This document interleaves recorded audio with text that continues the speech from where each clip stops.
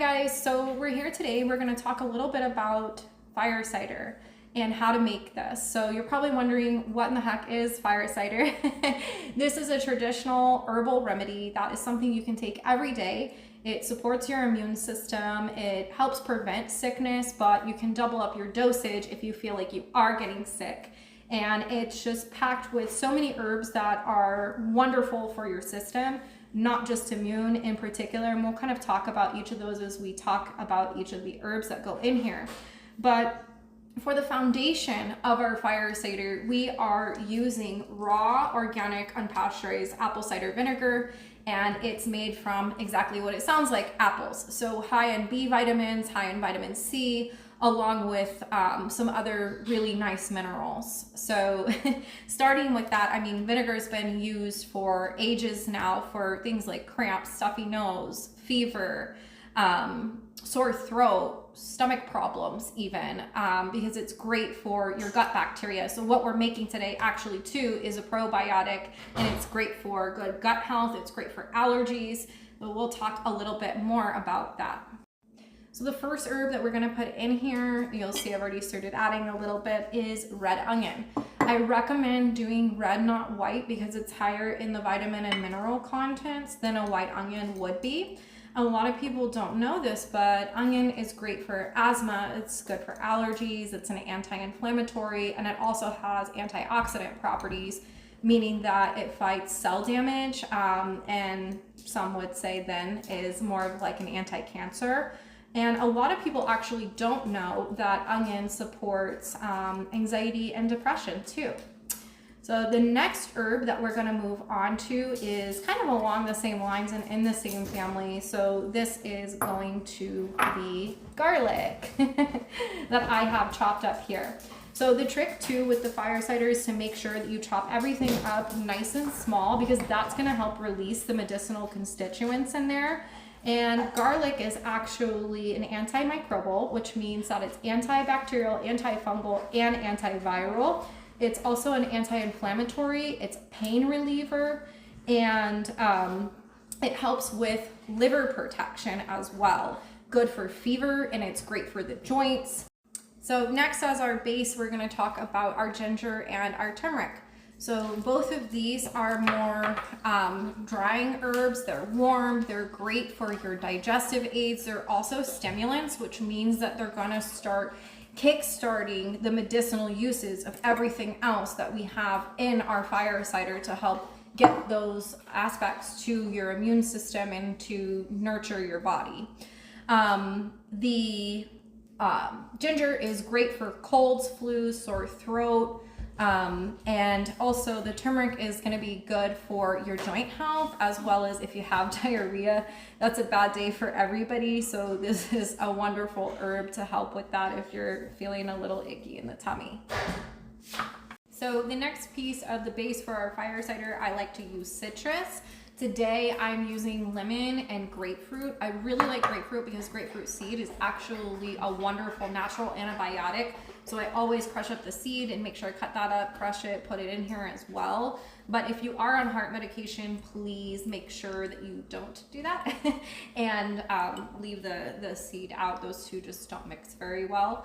And you'll want to make sure that you just squeeze your citrus in so you've gotten all of the juice out, the pulp is exposed. The citrus is going to be high in vitamin C, as well as vitamin A, folate, thiamine, as well as potassium, which is going to contribute to good heart health, and magnesium. So these are also anti-inflammatory as well as immune boosters, but bonus round, they're good for your skin as well. So if you do start taking this as a daily tonic, you might notice after a little while, maybe you have like a little glow. So the last component that we're going to put in for our base is going to be jalapenos. You can substitute this with habanero or cayenne. Really, it's whatever your preference. I like jalapenos because I think they're a little bit more of a mild pepper. I only include the seeds from one of the two that I'm putting in here, so that way it won't be too spicy. I always sweeten my fire cider too with a little bit of honey, so that way, you know, if I'm using it for kids or anything like that. It doesn't taste too bad. If they don't like it too, you can always just stick it in some juice and they'll never know the difference. Sorry if you guys hear my dog grunting in the background. He's a little bit of a maniac.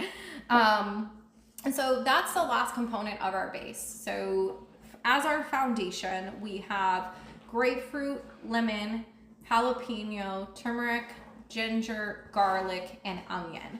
Now from here, we can get creative with the styles of fire cider that we want to make. And I have a couple different options for you guys today, which contain a few different herbs for each of them. So the first that I have prepared is going to be a sage, rosemary, elderberry, and cherry fire cider. I have chopped the cherries and also have macerated the dried elderberries. So that's kind of what's going on that plate there. They are wonderful antioxidants, super high in vitamins. The elderberry is pretty well known, right, for its immune boosting qualities, and the antioxidant component of it fighting that cell damage for you. The cherry's also high in fiber, vitamin C, potassium, right? So we talked about heart health. It's good for kidney function too. And the sage and the rosemary are actually great nervine herbs. So they kind of help relax you a little bit, which is wonderful, right? If you double it up on your dosage, because you're not feeling too well and you're trying to get a little bit of sleep, this will really help with that too. These are also antifungal, antibacterial, antiviral herbs. They're also drying herbs. Okay, our second seasonal fire cider. I have cut up dried apples, and then I've also tossed cinnamon sticks and cloves into the blender. So you'll notice that those are kind of chopped. They have a nice powdery feel. This is gonna release the medicinal constituents of the cinnamon and the clove. Those are both great because they're drying herbs, they're another stimulant, they're anti-inflammatory, they're pain relievers, they're great for cold and flu. Cinnamon is actually one I use a lot for children as well. So really safe, sweet herbs to kind of help add an extra little kick to your fire cider. The apple, of course, is a wonderful fruit. We talked about that with the apple cider vinegar and its nutritional profile in the beginning of the video. But really nutrient rich and just different flavor profiles between the two seasonal options. And you can even get creative with this and add anything that you really like. You know, if you wanted to add chamomile because you want something that focuses and helps a little bit more for the tummy or for relaxation, you could do that too. You can add plums.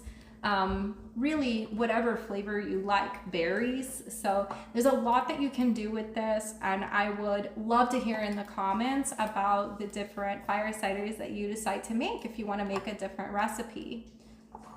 We have all of our ingredients in our jar. This is the apple cinnamon clove version. We'll want to add in our honey and our vinegar. So first things first is your raw organic unpasteurized vinegar. We'll pour that about 3/4 of the way full. You'll want to make sure that you tap the jar as well, because you want for the vinegar to, and kind of give it a shake, you want for the vinegar to really coat through all of the ingredients that are in here, because that'll make the most out of your surface area to get you the most product. And after that, this is just a local organic honey. My mom actually has bees, so I got mine right from her in Sarasota. But really any organic honey will do just fine. Make sure that you take a look at that though, because you don't want to do anything with like the honey bear that's full of corn syrup and it's really bad for you. So it pretty much defeats the purpose of what you just made here. So things to keep in mind, but it's about 1/4 of the way full of the honey. And then what you'll want to do is just give it a really nice shake. You'll keep it in the windowsill and shake it every day.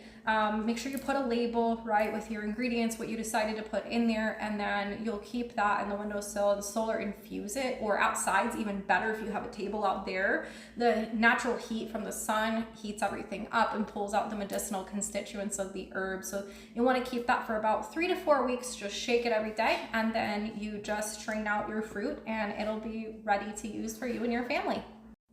All right, and that's it. So let me know in the comments how you guys get creative with your fire cider recipes. If you would like the formal recipe from me for the base fire cider, please go ahead and go to the content in the description of the video, and you can find my website there. Sign up for my email list and I will email you the recipe.